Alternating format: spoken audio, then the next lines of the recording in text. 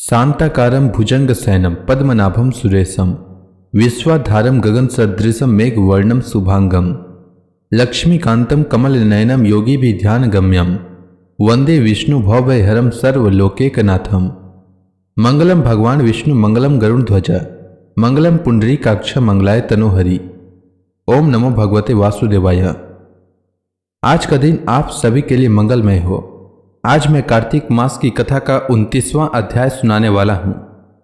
शास्त्रों के अनुसार कार्तिक माह में प्रतिदिन स्नान करना चाहिए और भगवान विष्णु, माता लक्ष्मी एवं तुलसी माता की पूजा करनी चाहिए।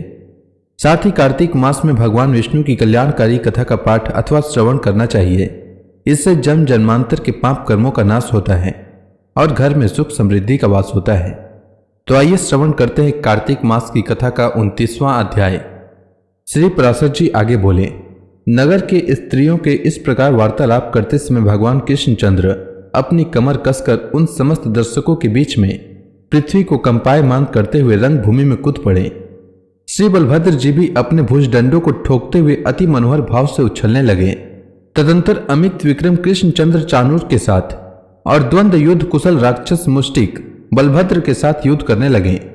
कृष्णचंद्र चाणूर के साथ परस्पर भिड़कर, नीचे गिराकर, उछालकर, घूसे और वज्र के समान कोहनी मारकर, पैरों से ठोकर मारकर तथा एक दूसरे के अंगों को रगड़कर लड़ने लगे। उस समय उनमें महान युद्ध होने लगा। इस प्रकार उस समाजोत्सव के समीप केवल बल और प्राण शक्ति से ही संपन्न होने वाला उनका अति भयंकर और दारुण शस्त्रहीन युद्ध हुआ। चाणूर जैसे जैसे भगवान से भिड़ता गया वैसे ही वैसे उसकी प्राण शक्ति थोड़ी थोड़ी करके अत्यंत क्षीण होती गई। जगन में भगवान कृष्ण भी श्रम और कोप के कारण अपने पुष्प में शिरोभूषणों में लगे हुए केसरों को हिलाने वाले उस चाणूर से लीलापूर्वक लड़ने लगे। उस समय चाणूर के बल का क्षय और कृष्णचंद्र के बल का उदय देख कंस ने क्रोध होकर तुर्य आदि बाजे बंद करवा दिए। रंगभूमि में मृदंग और तुर्य आदि बंद हो जाने पर आकाश में अनेक दिव्य तुर्य एक साथ बजने लगे और देवगण अत्यंत हर्षित होकर अलक्षित भाव से कहने लगे, हे गोविंद, आपकी जय हो। हे केशव, आप शीघ्र ही इस चाणूर दानव को मार डालिए। भगवान मधुसूदन बहुत देर तक चाणूर के साथ खेल करते रहे, फिर उसका वध करने के लिए उद्धत होकर उसे उठाकर घुमाया। शत्रु विजयी श्री कृष्णचंद्र ने उस दैत्य मल को सैकड़ों बार घुमाकर आकाश में निर्जीव हो जाने पर पृथ्वी पर पटक दिया।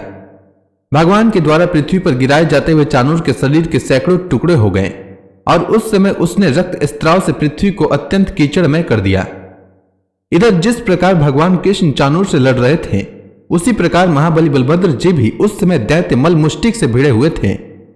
बलराम जी ने उसके मस्तक पर घूसों से तथा वक्ष स्थल में जानू से प्रहार किया और उस गतायु दैत्य को पृथ्वी पर पटक कर रौंद डाला।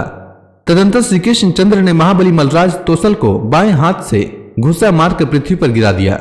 मल श्रेष्ठ चाणूर और मुष्टिक के मारे जाने पर तथा मलराज तोसल के नष्ट हो जाने पर समस्त मलगण भाग गए। तब कृष्ण और बलराम अपने समवयस्क गोपों को बलपूर्वक खींचकर आलिंगन करते हुए हर्ष से रंग भूमि में उछलने लगे। तदंतर कंस ने क्रोध से नेत्र लाल करके वहां एकत्रित हुए पुरुषों से कहा, अरे इस समाज से इन ग्वाल बालकों को बलपूर्वक निकाल दो। पापी नंद को लोहे की श्रृंखला में बांधकर पकड़ लो तथा वृद्ध पुरुषों के अयोग्य दंड देकर वासुदेव को भी मार डालो। मेरे सामने कृष्ण के साथ ये जितने ग्वाल बालक उछल रहे हैं, इन सबको भी मार डालो तथा इनकी गौवें और जो कुछ अन्य धन हो वह सब छीन लो। जिस समय कंस इस प्रकार आज्ञा दे रहा था, उसी समय श्री मधुसूदन हंसते हंसते उछलकर मंच पर चढ़ गए और शीघ्रता से उसे पकड़ लिया। भगवान कृष्ण ने उसके केसों को खींचकर उसे पृथ्वी पर पटक दिया तथा उसके ऊपर कूद पड़े। इस समय उसका मुकुट सिर से खिसक कर अलग जा पड़ा। संपूर्ण जगत के आधार भगवान कृष्ण के ऊपर गिरते ही राजा कंस ने अपने प्राण छोड़ दिए। तब महाबली कृष्णचंद्र ने मृतक कंस के केस पकड़कर उसके देहों को रंग भूमि में घसीटा। कंस का देह बहुत भारी था, इसलिए उसे घसीटने से जल के महान वेग से हुई दरार के समान पृथ्वी पर परीक्षा बन गई। श्री कृष्णचंद्र द्वारा कंस के पकड़े जाने पर उसके भाई सुमाली ने क्रोधपूर्वक आक्रमण किया। उसे बलराम जी ने लीला से ही मार डाला।